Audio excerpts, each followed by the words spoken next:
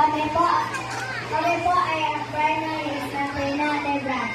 Ito po ang history ng Ternate Branch. The Church of Jesus Christ of Latter-day Saints.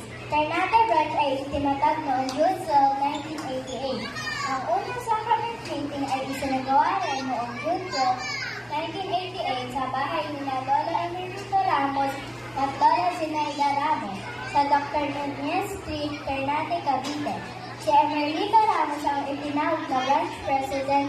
Sa unang sacrament meeting ay dumating ang mga members ng Natic Branch para suportahan ang pagtatag ng Ternate Branch.